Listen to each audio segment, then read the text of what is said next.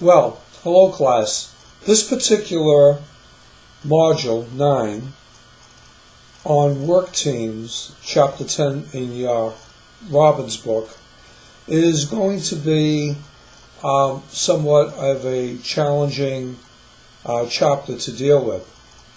And essentially, what I'd like to do is just quickly kind of give you the learning objectives of the chapter.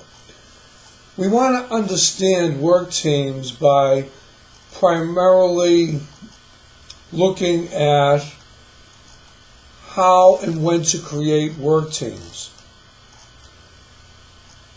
The chapter objectives, very simply, 1 through 6. 1, analyze the growing popularity of teams and organizations. That's a no-brainer.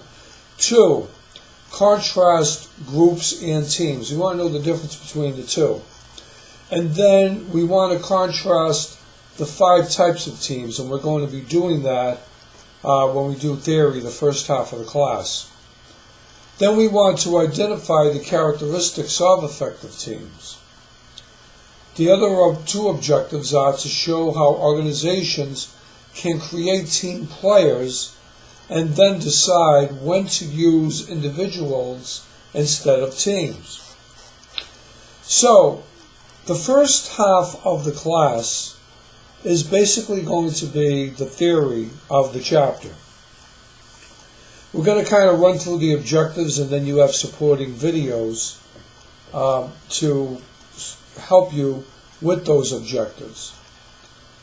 The second thing that we are going to do is, right after break, we're going to spend the last hour and a half working in teams.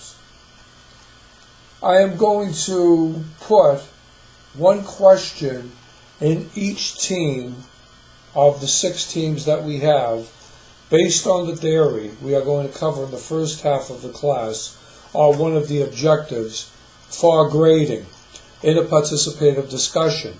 So when you do your participative discussion, all you see is your team. It's not going out to all 31 of you in the class. I think this will really help you focus and have some really good synergy in the classroom. So that being the case, let's look at what we are going to cover basically in the lecture. In the lecture, we're going to be talking about, and here again you can follow with your PowerPoints, I believe starting at 10.4. You want to answer the questions, why have teams become so popular? You want to know the differences between groups and teams. In other words, what is a work group?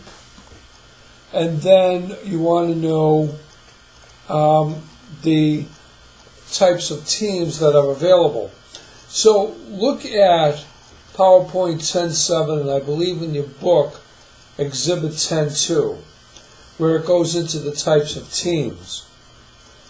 In this particular section of your book, we're going to describe the 4 common types of teams. And they are problem-solving teams, self-managed work teams, cross-functional teams, and virtual teams.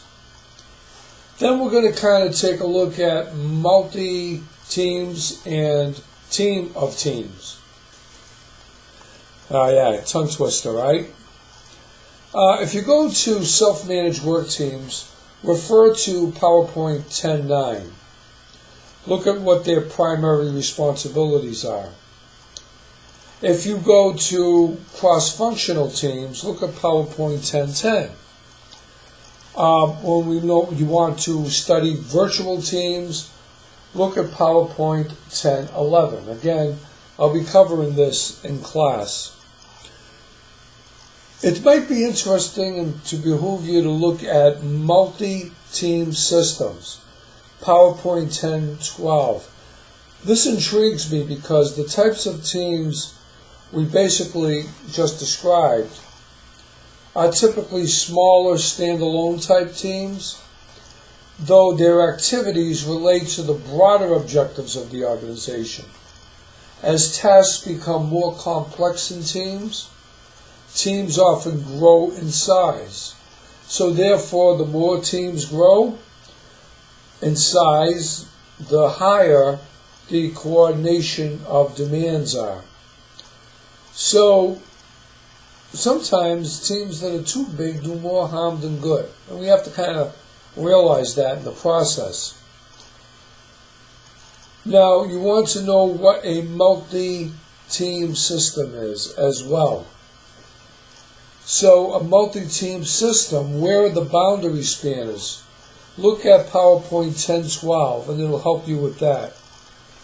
Then we want to talk about creating effective teams, and that's PowerPoint 1013, Exhibit 10.3. How do we create effective teams? If you look at Exhibit 10.3, and considering the team effectiveness model, keep in mind three things. Number one, teams differ in form and structure. The model attempts that you're looking at attempts to generalize across all varieties of teams, but you avoid the rigidity applying its predictions to all teams. So kind of use it as a guide.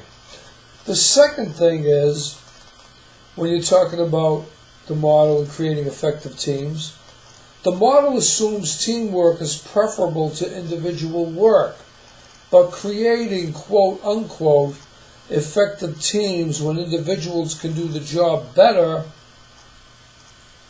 do it themselves better, may help solve a problem. You got to figure what's better, the team or the individual. And finally, let's consider what team effectiveness means in this model. Typically, team effectiveness includes objective measures of the team's productivity, manager's rating of the team's performance, and the aggregate measure of, member team satisfaction. The team doesn't like dealing with the team, it's going to have a problem. So you got to look at that. Then we're going to look at what factors determine whether teams are effective. Look at PowerPoint 1014. You need adequate resources. You need good leadership and structure. And you need God. The culture is so important. You need to build a climate of trust. That's essential. Team composition. What can each member on the team do? Look at PowerPoint 1015. It'll tell you all about that. What are the personalities of the members? Do they influence the team? Do they influence individual behaviors? Do they bring the team up? Do they bring the team down? You guys remember as freshmen, you had to do a team constitution. Think back of how you worked together and what made you solidify and come together when you had to make a presentation.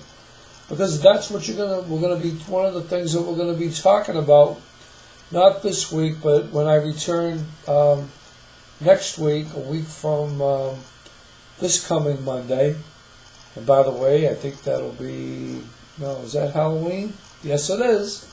So the witching hour is going to tell us what we're going to do for the project. Remember, we're halfway through the course, a little bit more, so we're going to start thinking about our finals and what we're going to do. So I'll fill you in on that. Anyway, after the personality of the members, what roles do they have? What roles do they play best at? What about member diversity? Everything is about diversity these days. What is the organizational demography of the teams? What about the size of the teams? Does it matter if we have 4, 6, 8, 3? What are we trying to improve here? What are member preferences? Not every employee is going to be a team member on the team. How do you get them up to speed? Look at PowerPoints 1016 and Exhibit 10.4 in your book. It talks about team process. What is the common plan and purpose? What are the specific goals? What about team efficacy? Effective teams have confidence in themselves because they believe they can succeed. What mental models do they build? What conflict levels do they have? Is there social loafing? Then a real challenge and something we should talk about is how do you turn individuals into team players? And that's PowerPoint 1018. And remember one thing, teams aren't always the answer. Look at PowerPoint 1019 and 1020. Look at PowerPoint 1021 and 1022 because keep in mind, team composition matters. How do you put it all together? 1022 is a summary.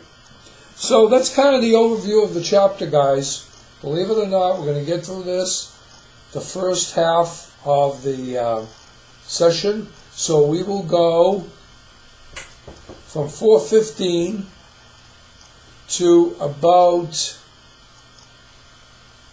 5:15. We'll do an hour. Then we'll take a break, and as soon as we go from break, from 5:15 to 6:45, you will be working in your team with the question I assigned for you. So that's kind of the overview.